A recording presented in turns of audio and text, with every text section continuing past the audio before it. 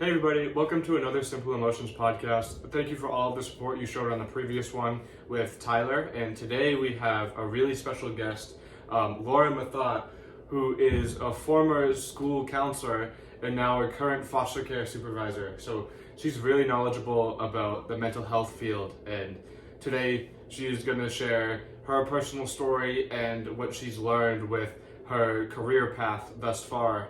So Laura, if you want to take it away. Yeah, thanks, Cam. So starting with my own personal story, I was a student athlete. I played soccer growing up. Soccer was my life. Basically woke up, played soccer, went to bed, dreaming about soccer. In high school, I had quite a few injuries, and one of the injuries actually kind of stopped me from being able to be scouted for D1 schools. I was on the path to play D1. I was on an Olympic development team. And when I had my pretty first severe injury, I went into a deep depressed state. It was actually the first time I ever had negative thoughts. And then now as an adult, I've learned that it was actual suicidal ideation. I was having thoughts of, if I can't play, what's the point of living? Because soccer was my life. I then started seeing a therapist. My parents forced me at the time, but now I am obviously super grateful that that happened. So I started seeing a therapist. I started learning different techniques to learn that it's okay to not be okay. Yeah.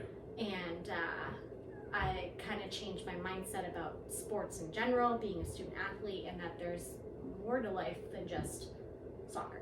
Yeah, sports are what you do, not who you are. Exactly. So, it took me a while to actually learn that, because like I said, I was on multiple teams at once. It really was my life. Yeah. Learned that I was not playing D1. I went to D3. Still played in college, and then obviously more injuries came, and I realized I was not going to be the soccer player I was before all my injuries. So it really changed my mindset, and I continued to work with a therapist, and was able to kind of overcome knowing that soccer was ending. Yeah. And I had to become an adult. It's crazy how high schoolers, I went through it too. I was forced to go to the guidance counselor at school. It's kind of weird and a little bit sad that high schoolers, especially dedicated athletes, they need to be forced to get the help that they need, because injuries are no joke. And it's both of us, you look at us, we look like two normal people, but we both have our crazy injury stories, and I'm sure everyone else does too.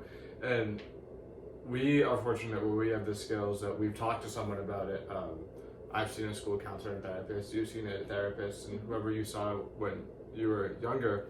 And I just wonder how many people that are going through an injury that they don't talk about it. And mentally, you need to be mentally strong to overcome an injury. Even though we both had to stop playing because of our injuries, we made it through mentally at the end of it. And everyone who's struggling with an injury, make sure you talk to someone about it, even if it's not a therapist, because as you can see for both of us, we both know how important it was in our journey of recovery. Not because when you're recovering from an injury, you're not just recovering physically, you're recovering mentally. Yeah. How was the transition and realization that you knew that you weren't going to play soccer anymore? It was tough. Because like I said, I was on multiple teams all the time throughout high school. My parents were okay with me putting soccer first and school second. So when I realized that I was not the athlete I used to be, and my soccer career was very quickly coming to an end, I then started putting my focus in my future. And that's also when I realized that I really wanted to work with kids and focus more on mental health, which is why I then went into the social work field, which is what I currently do now. So I was a school counselor for a while. I've worked in residential programs, so kiddos who have really struggled with like self-harm, suicidal thoughts, kiddos who have really struggled. And so I really want to spread awareness and try to end the stigma when it comes to mental health. How old are the kids that you work with? So it varies. On the youngest I've ever worked with is actually 2. The oldest I've worked with is about 19. Most of the jobs that I've done so far, usually the kids age out at like 18, 19 in the agencies I've worked with, but youngest is 2. How hard is it to work with a kid to try to help them overcome the stigma? Because I may be wrong, but I can imagine it's really hard talking to someone that doesn't think that their feelings are valid, or like they think like they should just suck it up. So how hard is it, and what steps do you take to try to help them shift their mindset on mental health? Honestly, from my experience, it's more of them not being validated and feeling like they haven't been heard, and that their thoughts and feelings and opinions don't matter. So just being there for them and letting them have a safe space to be able to share everything that they're going through, I think is the first step.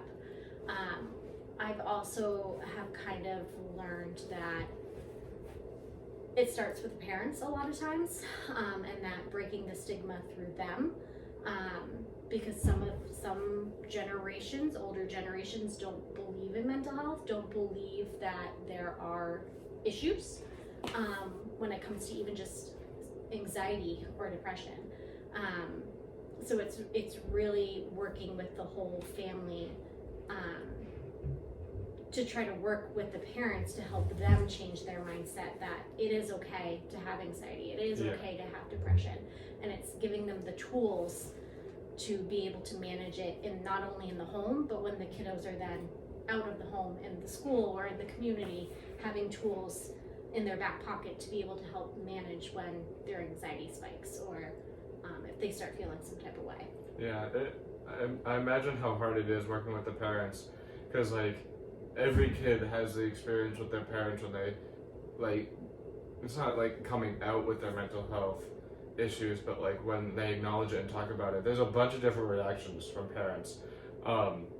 I'm fortunate enough where I've been able to like help my dad guide his mindset on it, because obviously he grew up, like you said, in the era when it was like just fake, like just suck it up, dude, for men be a man. Yep. And it's really hard because I am growing up in a time where it is informed, like you learn about it, you know it's important, but almost everyone else in the world doesn't know that yet. And I think you made a great point on how it starts with the parents rather than the kids, because obviously parents shape kids to how they believe and their actions and whatnot. And even in the school systems too, and changing the language and the narrative across the board, so that way kids realize that it's okay to talk about mental health, it's okay to talk about the struggles and ways to get past that and work through it, and giving them tools to be able to be successful. Yeah, and I feel like, I mean, I don't personally know this, so this is just theory, but like you said with the school systems, I'm fortunate enough that I went to Worcester Academy, which is a private school, so they have more resources to get good, better counselors. And it really sucks that the stereotype of guidance counselors is like, oh, get A's and be happy. And Right. I don't know how true that is, because I haven't experienced that, and I don't want to say it's true when I don't know. But I can imagine the resources public schools have for good counselors is really hard. And I tell people that go to public school, go to the guidance counselor, test it out, and if they're good, that's great.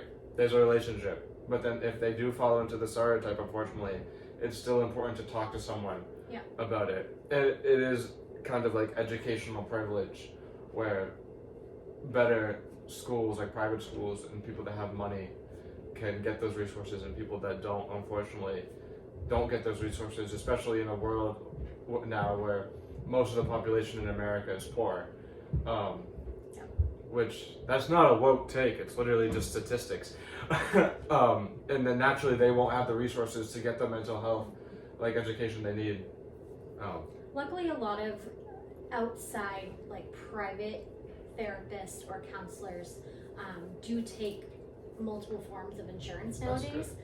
So even like MPHP or Medicaid, a lot of agencies take insurances for the less socioeconomic status families, so that way everyone can still benefit from the resources of therapy.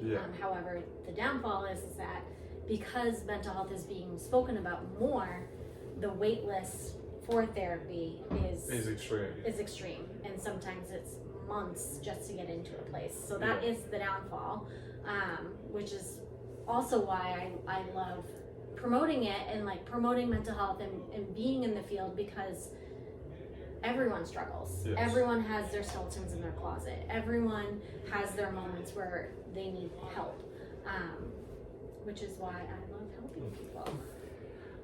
This question is a little bit harder, and if you don't want to answer it, that's completely okay as well.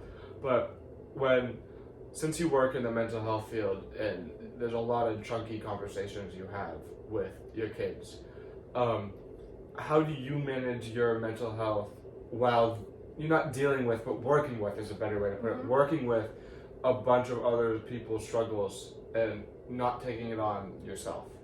Vicarious trauma is real. That is a great question, because it's extremely hard not to take on everything people tell me and bring it home with me, because especially with working with little ones, I just want to scoop them up and hold them and take them all home with me.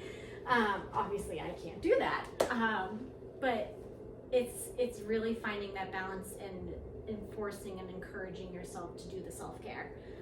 Self-care is so important, and I've definitely learned that over the years being in this field. If you don't have a routine and you don't put yourself first, sometimes you will very quickly fall into the burnout and or, like I said, carrying all of the stories that have been shared with me and or what they're still currently going through. So it's really finding and making that time for yourself every single day. Yeah, and that's really important too. Like that's one of the things that I talk about as well. Like when I gave the presentation today, I gave workshops for mental health and business to give some context. You can't succeed in anything if you don't find time for yourself first. Yes. Especially like what I do, and I probably don't do it the best, but like in my relationship, if I want to help my girlfriend Evie with like a mental struggle she's going through and I'm not mentally there, it's gonna be a lot harder for me to help her. And I'd imagine that's like 1 billion times more important with you when, I'm sorry Evie, but the kids you work with probably have a lot harder topics than I do. And you're a professional and you have a bunch of kids. It's one of the, I don't know if it's analogy, metaphor, whatever they're called. I always use the example of like, if an airplane's going down and the oxygen masks come out, you need to put yours on first before, in order to then be able to help someone next to you. Yeah.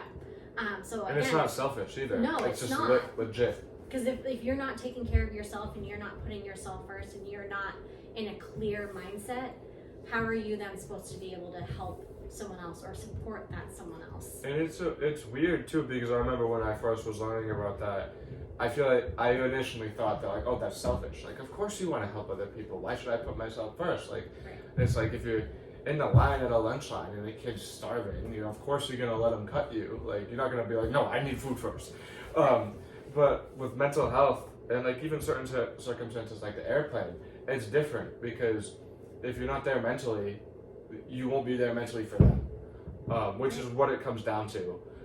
Especially if you're really struggling, because I know what I did is I would deflect my problems and try to help other people's.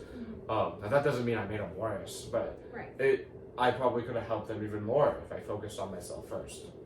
Right. And that's what we mean by put yourself first, not like you're number one, everyone else sucks. Once you get you down, you can do a lot with other people. Yes. And another question I have for you, and I remember we talked about this a little bit last year. When you have to say goodbye to somebody that you've been working with for however long, and that you now know every little thing about their brand, how is it to get that closure? And how do you make sure it's natural for them and natural for you? Change is hard, no matter for like anyone. Change is very hard. Transition is hard. Saying goodbye is very hard. So I just want to acknowledge that Yes. first. That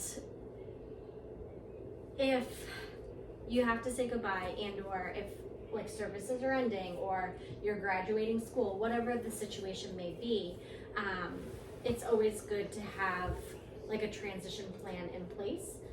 So that way, working together, figuring out how to say goodbye, how to get everything that is on your mind and off your chest out there, so that way you can process and work through whatever the next transition is.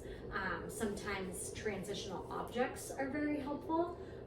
So that way, like if we're working together and we talk a lot about like arts and crafts, like making friendship bracelets for each other, so that way when we do move on and we do separate, we'll have that meaningful item that we can look back on to remember all the times that we have had together.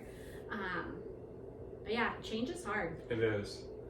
And especially like, I went through 3 different school counselors in 4 years, which originally would sound bad. Like, why would you do that? If you're changing from person to person to person when you're talking about your problems, that's not ideal. Fortunately though, the reason why I had to say goodbye to them was 2 of them were because they went on to bigger, better things, and then I graduated, so like, Yeah. But each time I was really sad. Like,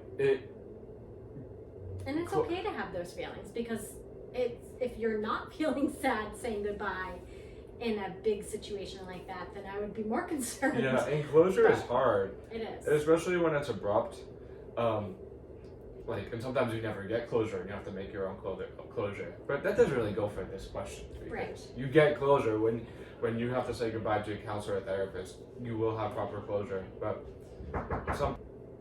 and then you need to make your own closure. But like I was saying, that doesn't really go with counseling and therapy, because your therapists and counselors, they do love you, they do care about you, and they will get that proper closure. And sometimes I also like to, again with my analogies, metaphors, I know. I also like to say sometimes it's planting the seeds. So as you're progressing through life, like you might have multiple therapists or counselors and talk to multiple different people, but each time you have someone in your life, they're planting little seeds, and sometimes the seeds will sprout up and grow into beautiful flowers. Other times it's like, we sprouted up but didn't get there yet. So every time you make that connection, they're making a small impact on your life. Yes. As we get to the end here, is there anything else about your story, about your career path that you'd like to share? Not necessarily share, but more of just to make that plug that it's okay to not be okay. Mental health is real. Everyone, like I said, has some form of skeletons in their closet, and that talk to someone. Just get it out there. It doesn't have to be a therapist. It doesn't have to be a counselor. It could be just someone that you trust. But getting it out of your head, off your chest, and out there can be very beneficial. Yes. And I appreciate you coming on today, sharing your story when you were in high school and college, and then how that transitioned to your career path and how much you've done for the mental health field so far. And I hope you guys see that any normal looking person, including yourself, can have their own story, whether it's injuries, trauma, whatnot. Everyone really is going through something that is unheard. And it's important to understand that and know that you're not alone. And Yes. just because everyone's going through something doesn't make your experience less special. Everyone's negative experiences are special in their own way, and you can get whatever you take from it with the right guidance and help. Well, thank you guys for watching once again. If you really liked this episode, please click the red subscribe button down below. And if you really, really liked it, turn on post notifications so you know the next time we bring on great guests like Laura here. And thank you and have a good day. Thank you.